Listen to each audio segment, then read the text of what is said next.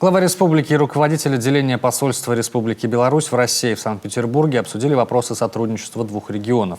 18 марта в онлайн-формате было подписано соглашение о сотрудничестве между Торгово-промышленной палатой Коми и Гродненским отделением Белорусской торгово-промышленной палаты. Наши делегации неоднократно выезжали в Беларусь, ежегодно участвуют в форуме регионов Беларуси и России. Активно развиваются контакты в сфере науки и образования, межвузовского взаимодействия. Более 20 лет в Коми успешно работает Белорусская национально-культурная автономия, одно из старейших общественных объединений республики.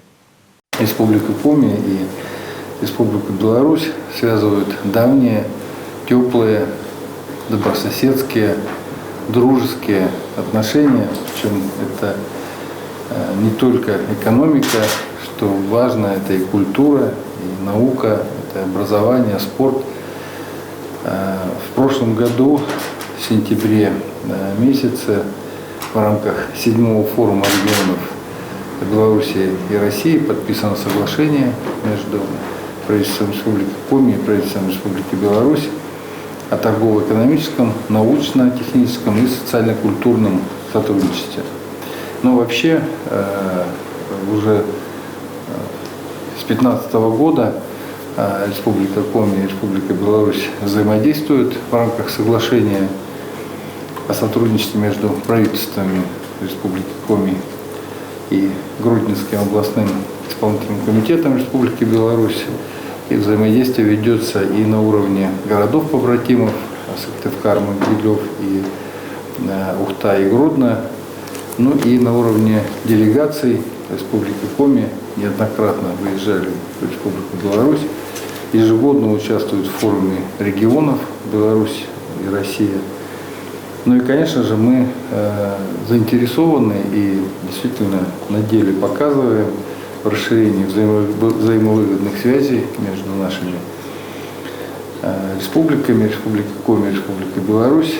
И, конечно, это, считаю, нужно делать долгосрочно, на постоянной основе. Поражен теплым приемом, который ощущаю здесь буквально с первой минуты приземления на самолете. За это время были организованы для меня встречи и в Министерстве экономического развития, и в Торгово-промышленной палате. Я встретился с нашим основным дилером, который занимается реализацией техники МАЗ и МКАДОР на территории Республики Коми. Сегодня еще предусмотрена встреча с нашей диаспорой для того, чтобы обсудить все эти моменты. Огромное спасибо за просто шикарную экскурсию по Сыктывкару. Я не знаю, теперь уже можно попросить вид на жительство в Сыктывкаре, потому что город уже знаешь, в общем. С 2016 года действует рабочая группа по сотрудничеству между Коми и Республикой Беларусь. Владимир Уйба предложил провести в этом году в Сыктывкаре очередное заседание этой группы в очном формате, как только позволит эпидемиологическая обстановка. Как отметил глава, в перспективе мы совместно сможем реализовать новые проекты в республике. У нас есть сухопутные арктические территории Воркута, Инта, Усинск, Усть-Цильма, и они перспективные с точки зрения больших преференциальных возможностей.